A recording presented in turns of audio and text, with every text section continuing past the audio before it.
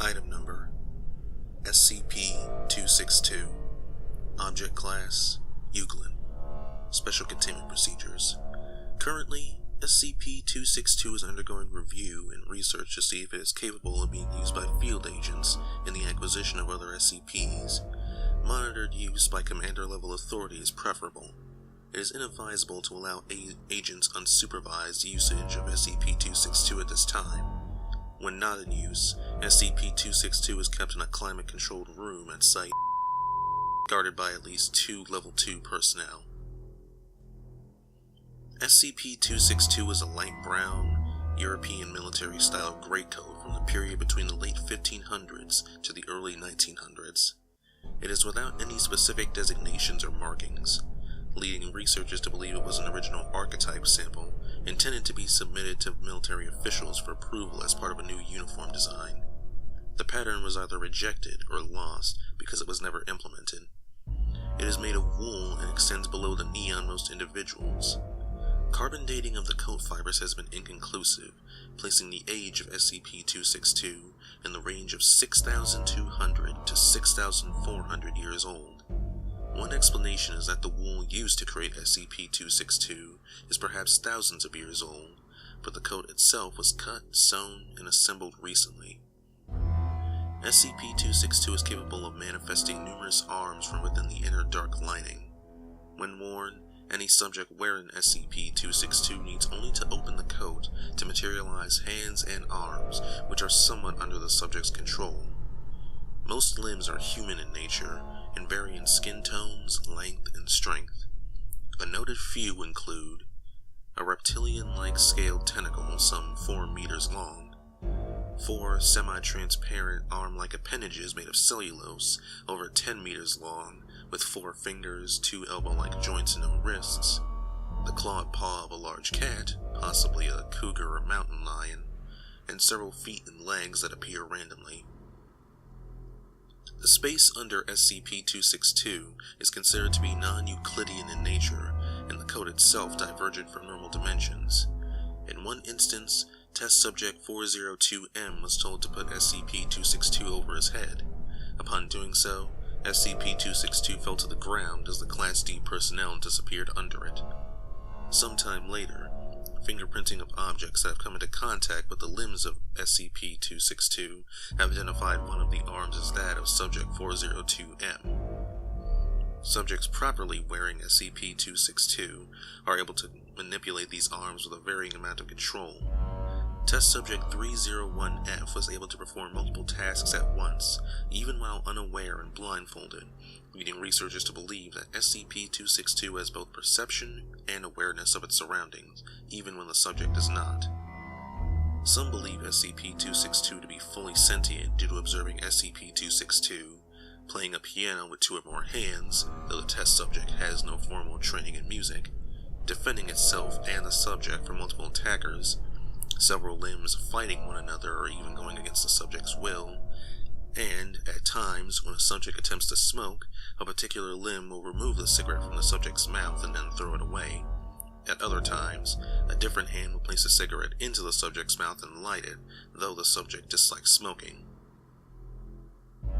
Acquisition. SCP-262 came into the Foundation's care when the Administrator relinquished his ownership of the coat in the late 20th century. Because of his status, the Administrator is granted special rights which effectively allow him to remain silent about the origins of SCP-262, how he came to possess it, and how he has used it in the past. The Administrator released SCP-262 to the Foundation, stating, "In the right hands, it could be extremely useful. In the wrong hands, it could be extremely dangerous. In my hands, it was becoming extremely dusty and moth-ridden and taking up far too much space in my closet." Addendum 01. Selected notes from further research regarding the properties of SCP-262. Case Study 262-11.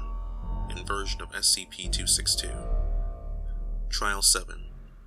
After putting on SCP-262 properly, Subject 722M attempts to turn the right arm sleeve inside out as he removes his arm. Many disembodied voices cry in pain. Subject 722M is instructed to continue inverting the sleeve. Multiple arms emanating from within the lining of SCP-262 reach out and attack Subject 722M. In an attempt to remove the coat, Subject 722M tries to retract his arm, but in doing so, inverts the sleeve of the coat. A long cellulitic arm appears from the opposite inner lining, reaches around and up through the inverted sleeve, grasps Subject 722M's caught hand, and pulls violently, the force of which dislocates the subject's shoulder and amputates the arm at the elbow. With SCP-262 in typical position, all emanating arms retreat, and audible wailing of voices cease. Subject 722M's wounds are treated, and his condition is inconsequential. Case Study 262-42. Placement of SCP-262 on a mannequin.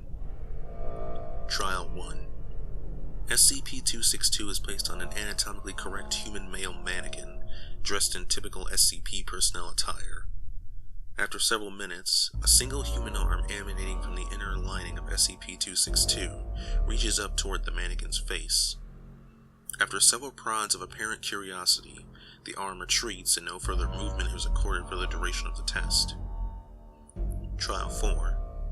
SCP researchers place SCP-262 over the head and shoulders of a similar but different mannequin. After a few moments, SCP-262 fell to the ground, with the entirety of the test mannequin disappearing below it. Addendum. It has been noted that a rigid wooden arm resembling that of the test mannequin has been witnessed emanating from SCP-262 since this trial. Case Study 262-307. Placement of SCP-262 on a recently deceased human being. Trial 1. Research personnel put SCP-262 in the body of a recently deceased Class D personnel, recently terminated in an experiment with SCP. The body is whole, unscathed, and mounted into a seated position on a chair. After a few moments, a single human arm emanating from the inner lining of SCP-262 reaches up toward the body's face. After several prods of apparent curiosity, the arm retreats. After several more moments, the body, which SCP-262 is on, begins shaking violently.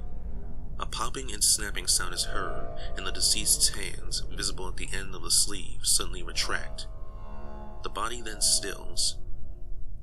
A human hand reaches up the back of the deceased's neck from the collar and pulls the head up into an upright position. Numerous hands and arms crisscross the chest and abdomen and straighten the body. Two cellulitic arms reach down the body's legs and grip the ankles. SCP-262 pulls the body into a standing position as other arms of cellulose come down each sleeve. SCP-262 continues by breaching containment and overpowering security. At the time, MTF Epsilon 9, aka Fire Eaters, were present in the facility to provide reinforcements, discharging their flame accelerators in an aggressive fashion. Members of MTF E9 were able to corner SCP-262 in a blind hallway. When cornered, a hand from SCP-262 pulled the coat up and over the head of the body it was using. SCP-262 collapsed to the ground with the body of the Class D personnel disappearing beneath it.